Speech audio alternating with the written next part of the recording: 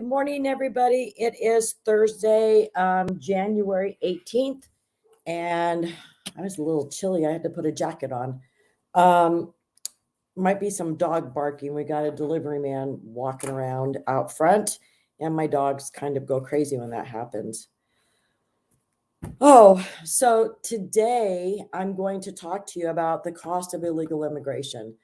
I was having a conversation with my sister yesterday, like, oh, what am I going to talk about on the podcast tomorrow? And we just got to talking about, I was discussing remittances, and that's money that illegals send out of our country home to their families. We were talking about that yesterday with Mark Lamb, and the importance, I think, of having a state imposed remittance tax, not to be handled by the federal government.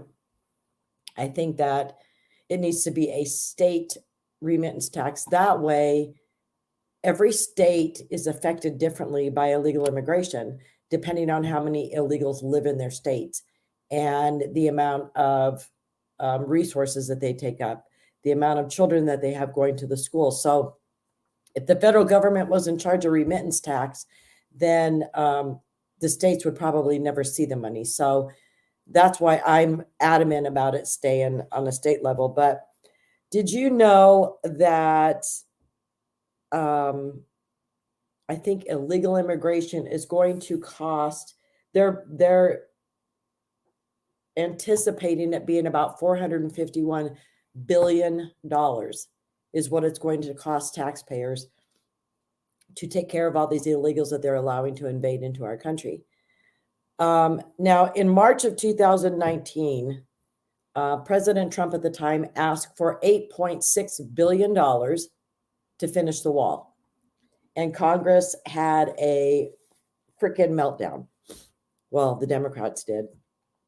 But in 2019, when President Trump was asking for $8.6 billion, that was 6 times the normal amount that Congress had set aside for border-related issues for the 2 previous years. So 6 times that amount, that means Congress is only allocating $1.43 billion a year to border projects in 2017 and 18.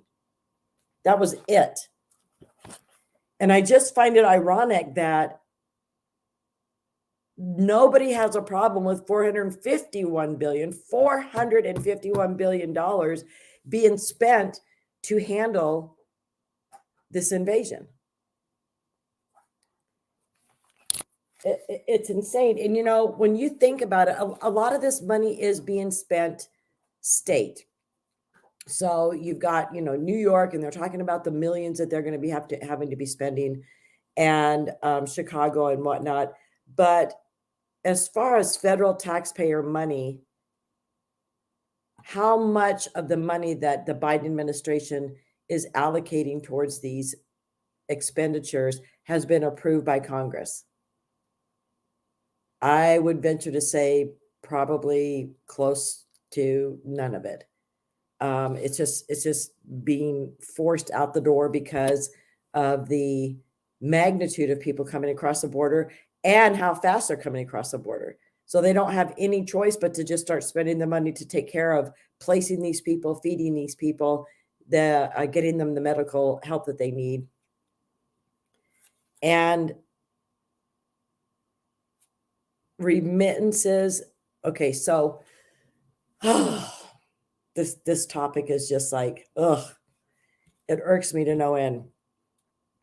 So you've got, when we were in the pandemic in 2020, I was shocked at that point to find out that so much money had left the United States during the pandemic. So the illegals were still working and were able to survive and send money home to their families. It was record amounts of money. But let's go back to 2010. In 2010, $25 billion was leaving our country in remittances. So the illegals come here, they work, sometimes tax-free money paid under the table, and they send money home to their families. I had an angel dad in Georgia who worked for a meat packing company. He would deliver chickens to the grocery store, and he worked with a lot of illegals, and they were telling him, yeah, you guys are idiots. We come here and we work and work and work, and we send money home to our families, and my family's buying a farm, and once it's all paid off, I'm going back home and we're going to live a good life.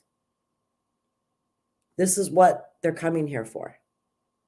It's redistribution, of money throughout the world. But in 2010, only $25 billion in remittances left the United States. In 2017, $148.5 billion. In 2019, so from 17 to 19, it went up from 148.5 to $554 billion. And in 2023, $669 billion. $669 billion left our economy and went to other countries.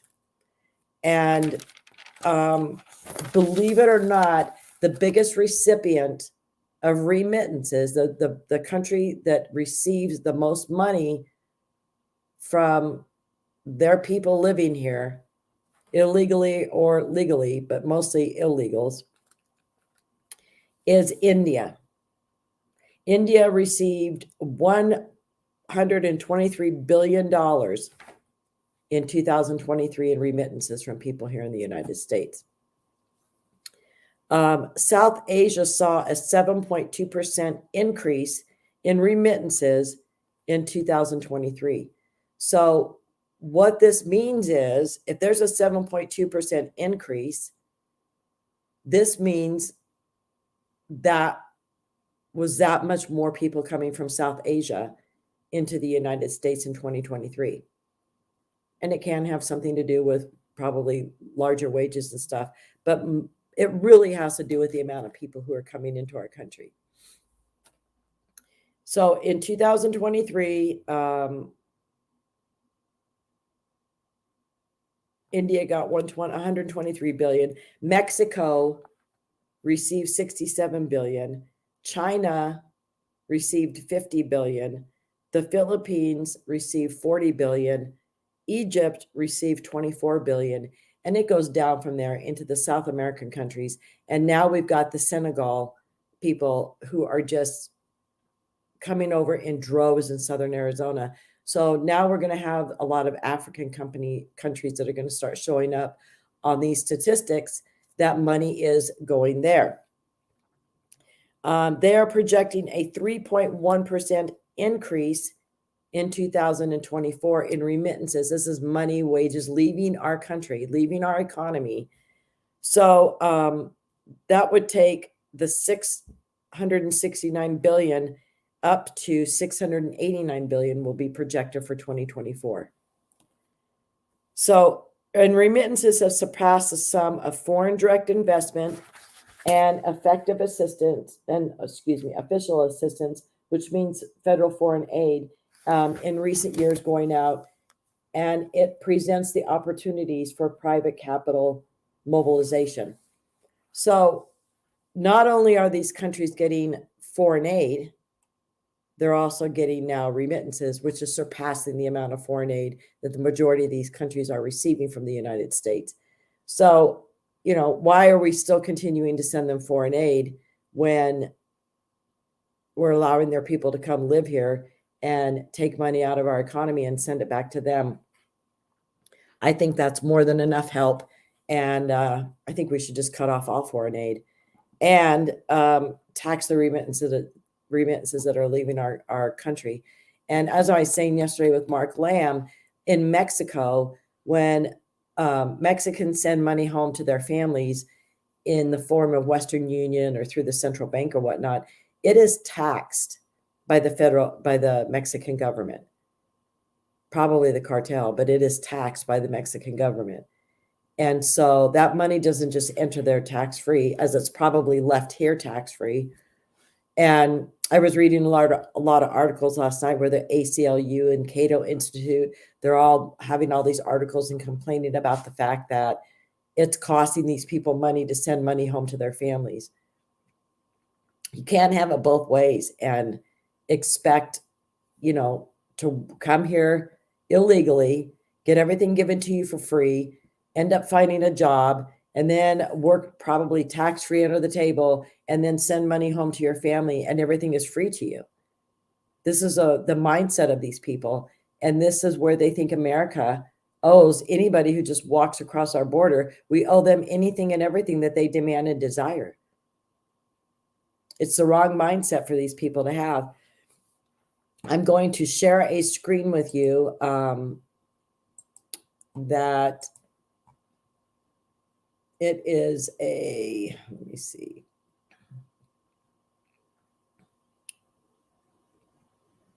Let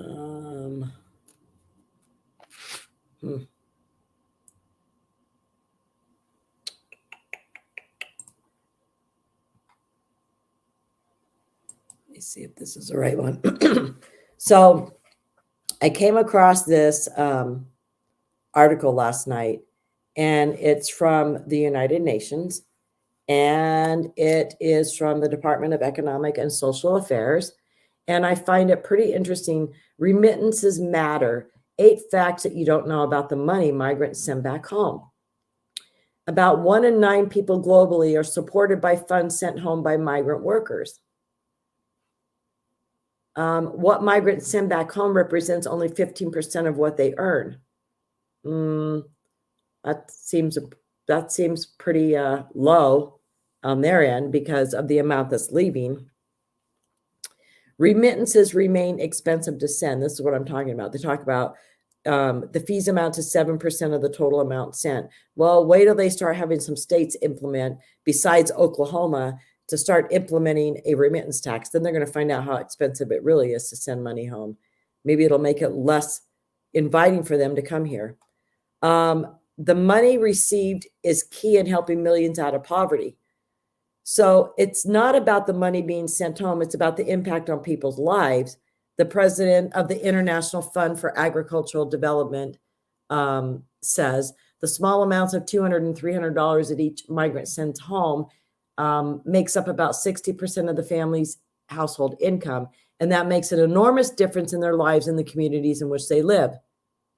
So what they're saying and what they're making people believe is, unless family members come to the United States and work and send money home, you're not going to be able to survive. It's estimated that 3/4 of remittances are used to cover essential things, put food on the table, and cover medical expenses, school fees, or housing expenses. In addition, in times of crises, migrant workers tend to send more money home to cover loss of crops or family emergencies. The rest, about 25% of remittances, representing over $100 billion per year, can either be saved or invested in asset building or activities that generate income, jobs, and transform economies, in particular rural areas. So basically, Americans, these illegals come here, and a lot of them get free housing. Look at what they're doing in, I think it's Maine, building apartment buildings. And these illegals are going to go ahead and live in these apartment buildings rent free for 2 years. And yet they're making money and they can send it home to their families so that they can pay for their medical expenses, school fees, and housing expenses back home, while American taxpayers are forced to pay for medical expenses, school fees, and housing expenses for illegals here. What a racket, right? Move to the United States, get everything for free, and send all your money back home. This is the number that really bothered me, number 5. Specifically, remittances can help achieve at least 7 of the 17 SDGs. Pay attention, folks. When migrants send money back home, they contribute to several of the goals. They contribute to several of the goals set in the 2030 Sustainable Development Agenda. The 2030 Sustainable Development Agenda. In particular, what their goals are: to have no poverty, zero hunger, good health and well-being, quality education, clean water and sanitation, decent work and economic growth, and reduced inequality. That's important, folks. If current trends continue between 2015 and 2030, the time frame of the 2030 agenda, an estimated $8.5 trillion will be transferred by migrants to their communities of origin in developing countries. Of that, more than $2 trillion, a quarter of it, will either be saved or invested, and a key aspect of sustainable development. Governments, regulators, and the private sector have an important role to play in leveraging the effect of these flows, and in doing, helping nearly 1 billion people to reach their own sustainable development goals by 2030. Half of the money sent goes straight to rural areas. They are 3 times more important than international aid and counting, and the UN is working to facilitate remittances worldwide. So the UN is knee-deep in this, and the United States is being used right now. Of course, they already did it over in Europe, and they did it over in Europe. Let me get back here. And had all of those migrants coming in. And of course, those people are sending money home to the Middle East and all those areas. So they have strategically done it throughout the world and brought these people in. They've pushed people out of countries where it's been the hardest to redevelop. And unfortunately, in the Middle East, in Mexico, down in Venezuela, down in Chile, where there's a lot of gangs, down in El Salvador, where the MS-13 gang was, where there was a lot of violence and things, these countries have had a hard time developing because of the stronghold that these cartels and these terrorists have, and really basically control the money and the development and what's going to even happen in those countries. So they've brought people, the UN, they're heavily involved in this. They've brought people and encouraged people from those countries to head to the United States, and then to steal from the American taxpayers and send home to their countries and hope that their families will be able to build a house, build a business, buy a farm, buy an auto repair shop, do the types of things so that they can become less dependable on the government down there in those countries. These socialist, communist, dictatorship type countries around the world. So we are being forced basically to pull the ranks of people out of poverty and rescue all of these countries. And America, I just think that we're being short-sighted. We're being ridiculously stupid to think that this isn't contrived and planned. I mean, it's right there in front of you on that article that I showed you. The 2030 plan. It's there. You can read it. I'm going to pull it up again. Let me see. I'm going to pull it up one more time, and you can see the title of it. Here it is. So it's under the United Nations. So if you go to the United Nations, UN.org, and look up remittances, it will bring up this article for you. And you'll be able to read it and share it accordingly and talk to people about it. But yeah, this was the number 5 was the big paragraph that really bothered me, because it's right there in front of our eyes. We are being shown exactly what these people plan on doing, what they are doing, what they're implementing. And it's sad. I'm going to, let me see. I'm going to share the screen and bring another.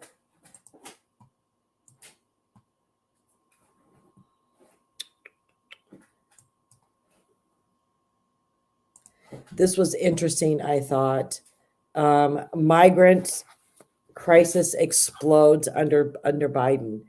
And about 300,000 people were apprehended at the southern border in December, a total of 1.4 million people the size of Dallas with no right to enter the U.S., allowed to stay indefinitely. That was just in December.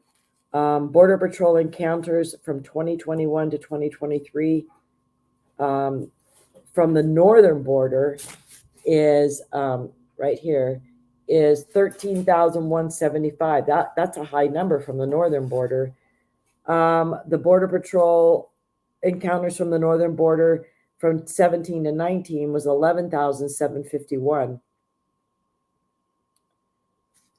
Let's see. And the migrant nationality in 2023, see, in 2018, it was 38% were coming from Mexico. In 2023, it's only 16%. And you've got Venezuela, Cuba, India, Colombia, El Salvador, Honduras, Guatemala. But you know what? You've got to add Senegal. You've got to add a lot of Egypt, Romania. There was a lot of Romanians that were crossing the southern border of Arizona for a while there. So from 2017 to 19, the Border Patrol encounters on the southern border were 1.5 million. And from 2021 to 2023, they're saying it's 5.9 million. I believe it's way more than that. Border Patrol encounters from the coastal border down here in the Florida area rose from 10,000 from the 2017 to 19 area to over almost 16,000 from 2021 to 23. But this is a great little chart. I've got it posted on my Angel Family's Facebook page. You can go there and get a look at it. But I thought this was a nice little snapshot that you could have and see all the information in one place. So, yeah, I wanted to go over that sustainable development. Oh, this was another thing. I am going to share another screen with you because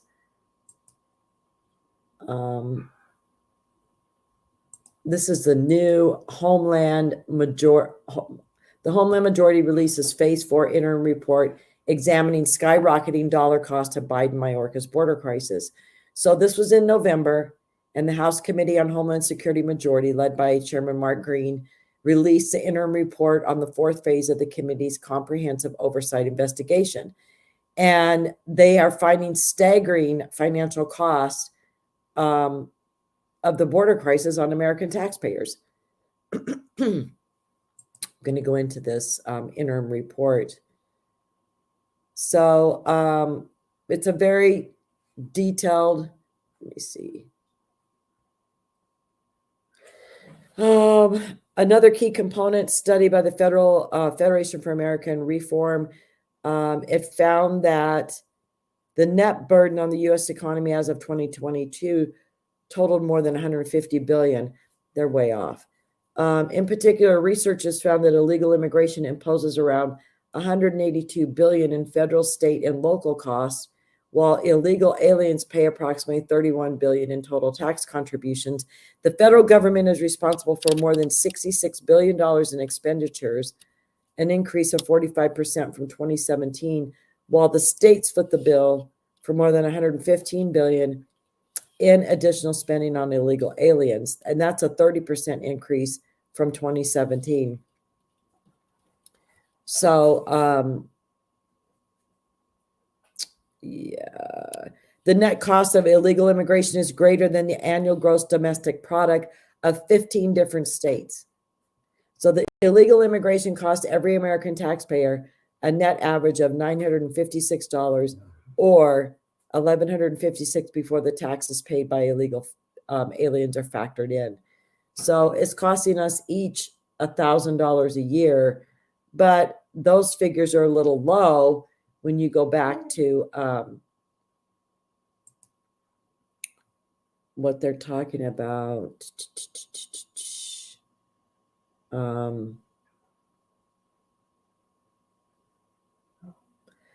total cost just to provide services like these to the illegals released under Mayorkas' policies, along with the 1.7 million known gotaways, could exceed $451 billion per year.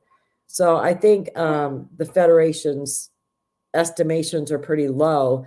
And I think this is more of where we are right here, the $451 billion per year. So, and by this report also states that the Biden and Mayorkas' policies have forced substantial extra costs on state and local governments across the country, putting cash-strapped jurisdictions already struggling with limited resources in an even tighter bind as they scramble to cover these unplanned for demands. And when you start thinking about, so we've got city and states that are actually cutting some of their services, some of the necessary services. You hear the Chicago mayor, you hear the New York mayor, you hear different ones of them talking about, we're going to have to cut funding to police departments, to fire departments. We're going to have to cut funding, here, there, everywhere to accommodate illegals. Cutting funding to protect Americans via law enforcement, fire department, paramedics that may be needed at a house, because we've got to take care of these illegals who have come across our border illegally, claiming false asylum, and sucking the life out of American taxpayers. It's not right what they're doing, but that's why if we were able to implement remittance tax on the money these illegals are sending out of our country, out of our state.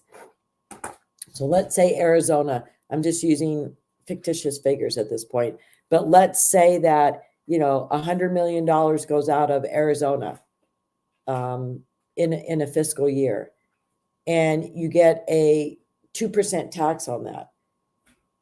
That would be able to help shore up the things that the state and city elected officials who've taken it upon themselves to redistribute the money that should be going towards fire, safety, law enforcement, and whatnot. We would have this remittance tax that would be able to fill in the gaps, or have this remittance tax to use towards taking care of the illegals. And when that money's run out, then we don't have any more money to spend on you. Why am I being forced as an American taxpayer to support something that I have no desire to support? These are people that are breaking our law. They are being pushed by the United Nations global agenda. They're being pushed by Red Cross, by Catholic Charities, all these NGOs that are benefiting by millions off the federal government, off of the illegal immigration racket. It's a racket, folks. They have figured out how to line the pockets of so many people.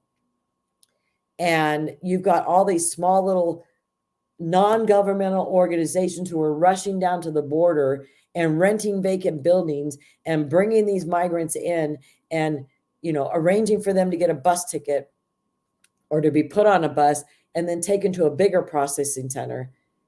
So this small little organization comes in down in Nogales, and they rent a small building down there, and they're given a $2 million contract. And, in Nogales, they're probably not spending that much on rent for a vacant building. The landlord's probably happy to get any money at this point, renting that building out. And all they're doing is letting people come in there and then waiting for a bus to come out front and telling the people, go get on that bus. You'll be taken to a bigger processing center. I mean, this is how stupid it is all along the way of these people getting from the border to a processing center, to a bus station, bus to the airport, transported somewhere else in the United States. You have to excuse my dog. She likes to put her ball underneath the couch when I'm on my podcast. Bella, because she knows that I won't get up and come get it.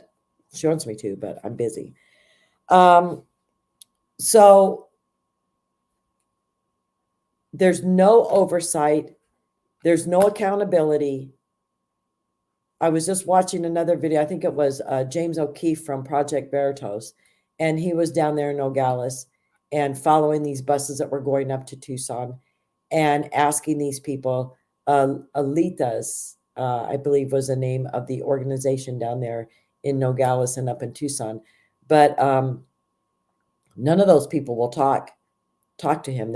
They ignore and tell everybody it's none of your business. They won't give them their names. They won't give them the names, although the names of their organizations are on little placket signs outside the chain link fences. They won't give them any information about what's going on. And what I really noticed was a lot of them have heavy Mexican accents. So are these illegals themselves who've come over and they're being employed by whatever NGO has put this together and these organizations together to make $1 million contracts? Even the ones up in New York, which I know many of you saw the articles, where they get millions of dollars to provide food for these people in these hotels, and then they find all the food in the trash cans outside, untouched, unwrapped, uneaten. And when are we going to get smart enough to say, okay, in those hotels, have a food kiosk and have them come and get what they want? Why are you handing it out to them at their rooms and giving them things that they don't even want? Why are we even doing $1 million food contracts to these people when we've got homeless veterans and homeless Americans, starving veterans and Americans who are out on the streets or even in their home and apartment who need a meal?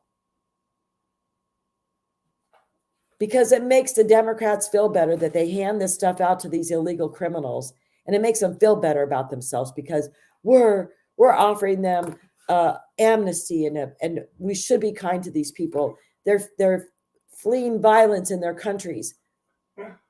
Most of the MS-13 gang members and the gang down there in Venezuela have left. You've got new leadership in some of these countries that are doing a clean sweep and making a difference down there. These people aren't fleeing violence. That's not the reason that they're giving when they're at the border and they're being interviewed. They're coming here to rape the American taxpayer and take, and send home the money to their families and end up in 2 or 3 years going home to a much better life and a business owned or a farm owned. And the hell with America.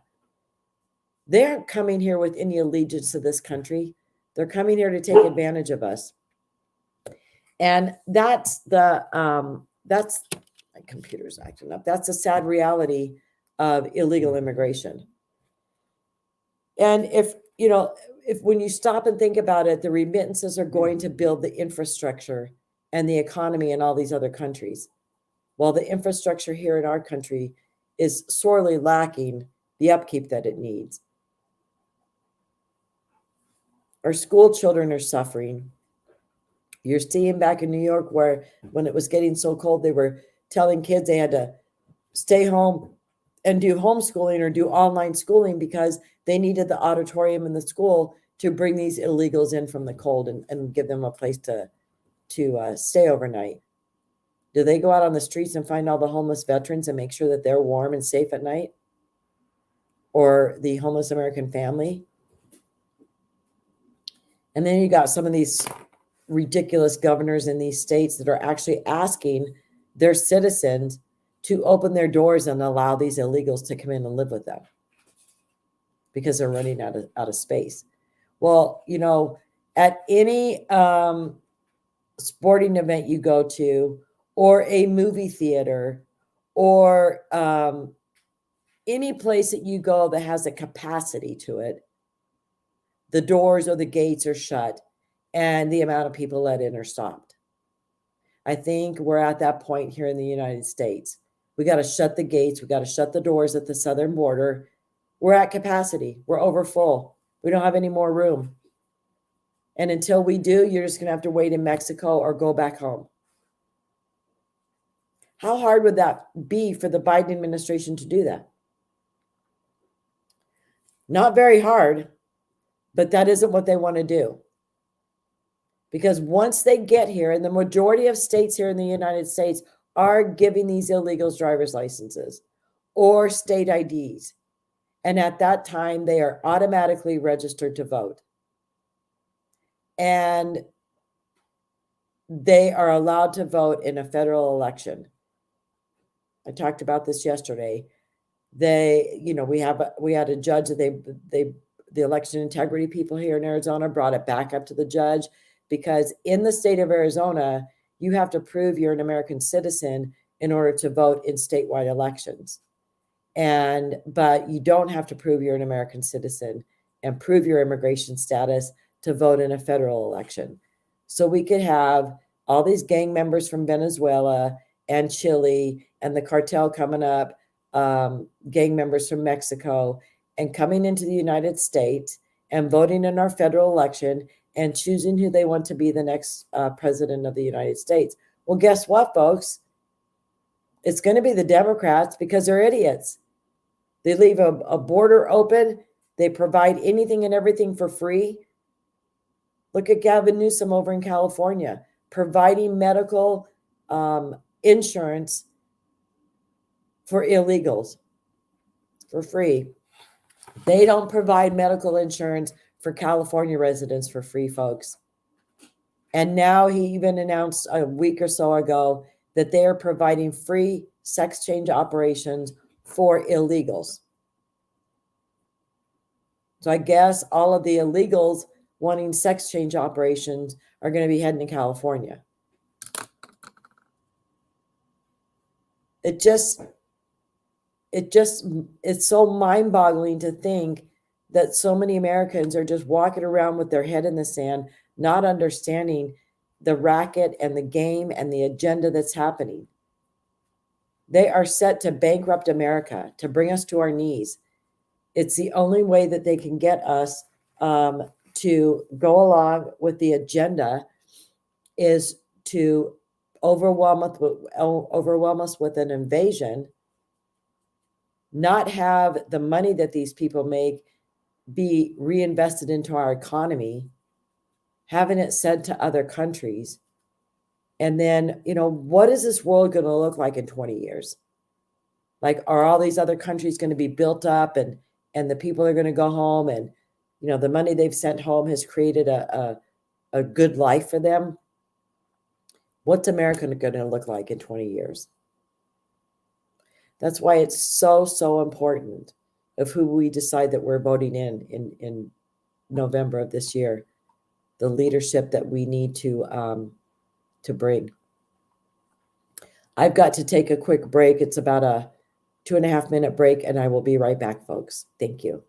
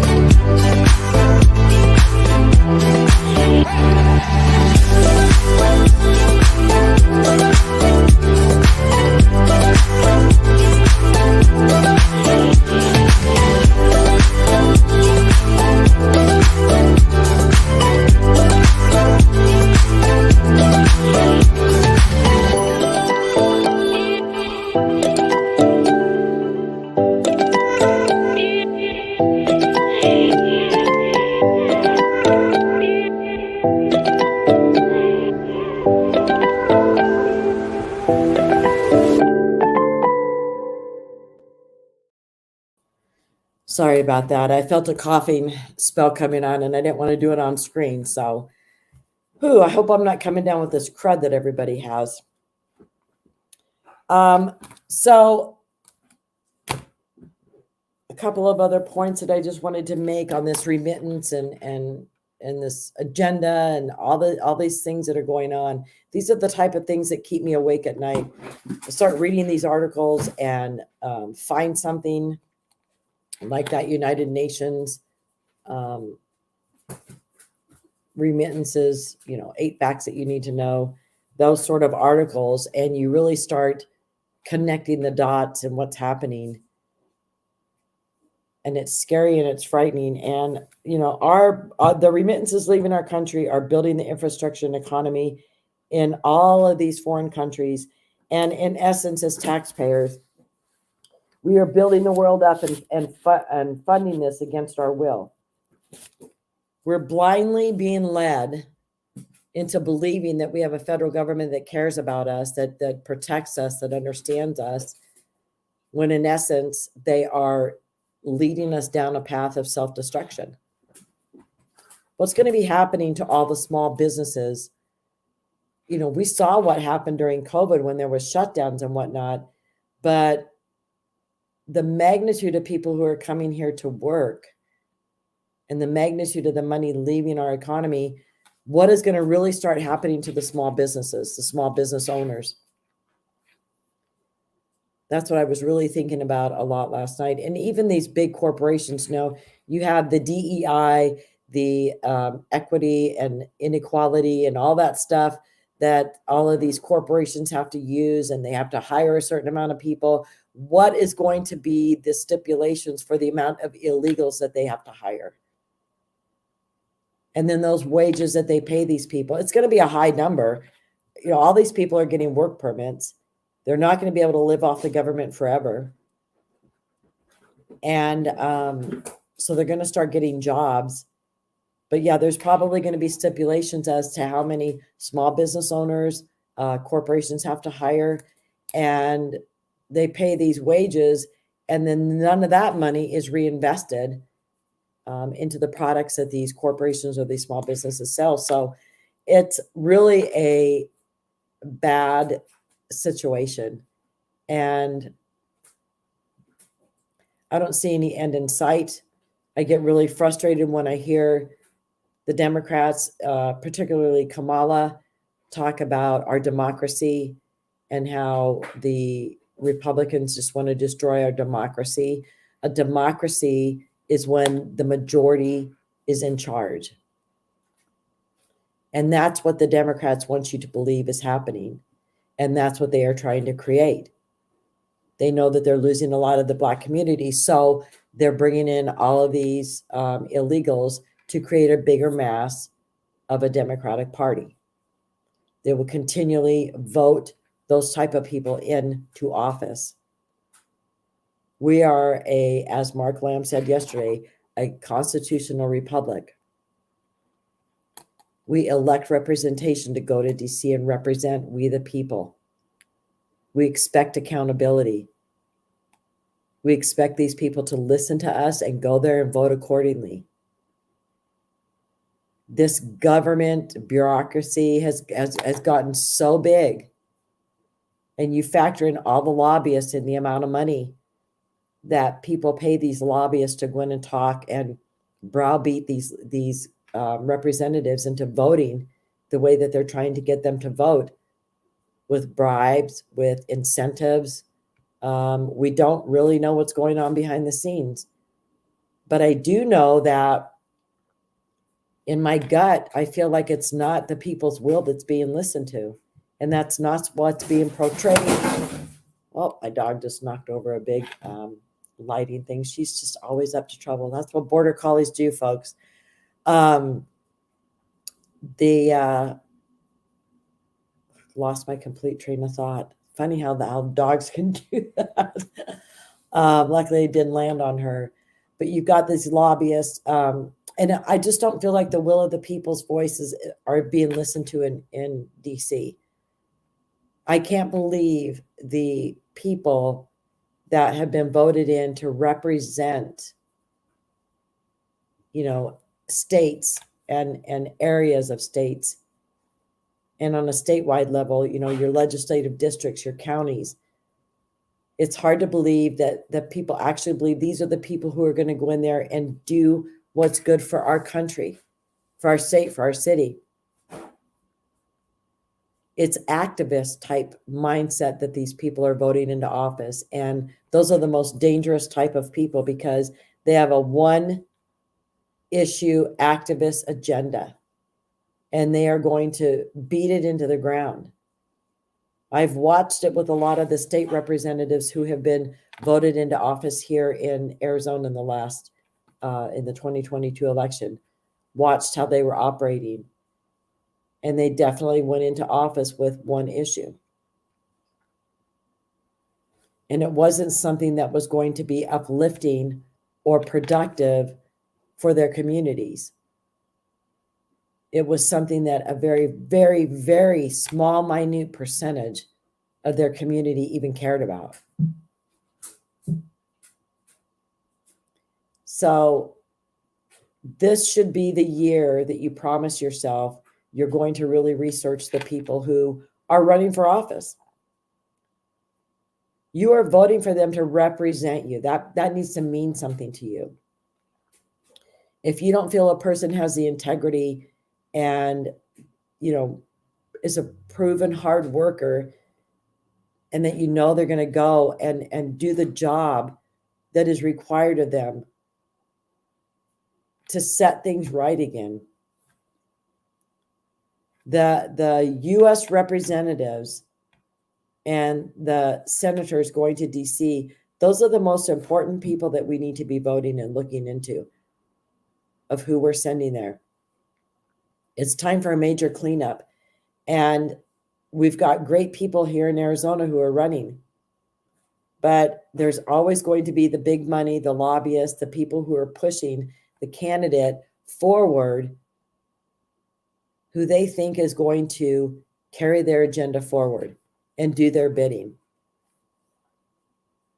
I think the majority of you really have a good feel in your gut when you listen to somebody talk and when you really are quiet and let things resonate with you. Words matter. Listen to what these people are saying because they really are exposing themselves to you and they are telling you who they are and what they are about. But you have to be willing to be quiet in the moment and listen to what they're telling you. So I am looking very forward to next week.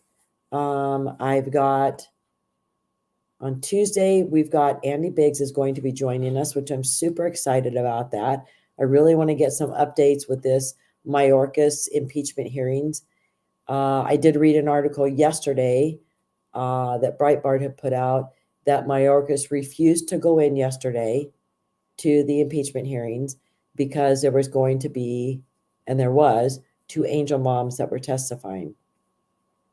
And he's just a coward. He's never been able to face us. I want to, excuse me here just for a minute because I want to bring up, I know one of the angel moms was the child died from a fentanyl overdose or fentanyl poisoning. Let me see.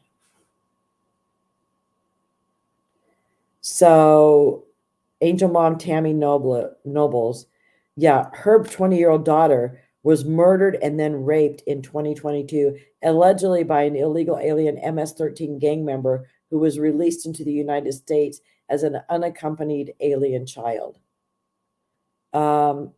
So then I read the next article, and this really is an important step in the angel family fight.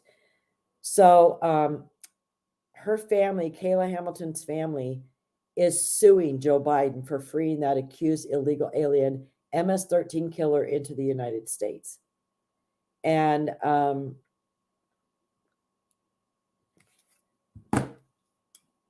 I don't mean to appear gleeful, but we've had no recourse over the years. And so many people have lost their families and their loved ones to people that the government has allowed to freely come across our border and who have committed previous crimes in our country and were happily released by judges back out onto the streets, not worrying at all of who was going to be their next victim or if their crime was going to be, upgraded from robbing a store to killing somebody. These judges don't care. So we've had lots of politicians use us for testimony, acting like they want to be able to put laws into place that would enable angel families to sue government officials who put sanctuary policies into place. And if somebody was released back into the community in a sanctuary policy, in a sanctuary city because of the policies, that we would be able to sue them for wrongful death. But none of that stuff ever goes anywhere because they just use us for testimony during election years to make it look like they're doing something about illegal immigration. And none of them hardly ever are. But God bless, I think her name is Kathy Nobles. God bless her. And I hope that they get somewhere in this. And it's a message. It's a message. Whether she gets any money or not, the fact that she's got an attorney willing to stand by her and sue Joe Biden for allowing illegal alien criminals into our country, and they ended up killing her daughter, killing and raping her daughter, her 20-year-old daughter. This is a message that we're sick of it. We're not going to put up with it anymore. And these are the types of things that we were trying to do back before the Biden administration, during the Trump administration, to try and rein in a lot of these radical Democratic politicians who thought, and they just sneered at us whenever we were in DC and thought we were all just a bunch of idiots. We wanted something to happen to them, especially the ones who were creating sanctuary policies in cities back in the day. That's when they all started really coming to the forefront.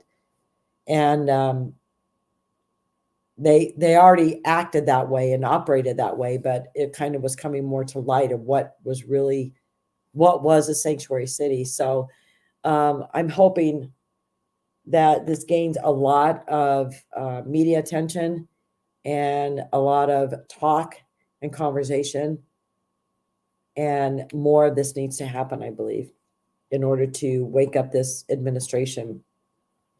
So Andy Biggs will be joining me on Tuesday, and we'll get an update on the Mayorkas impeachment hearings, and also, his insight onto the border and a few other interesting things that are going on in DC right now.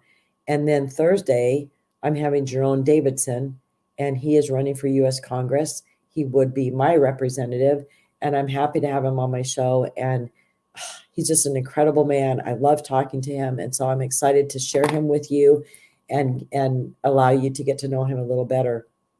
I hope you all have a wonderful weekend. Thank you for joining me today. It was a little tedious. I was doing a lot of reading, and I apologize for that. But like I said, I can't retain all of this stuff. So sometimes reading and screen sharing with you is necessary in order for me to get all the information out to you. But take care, and thank you for joining me.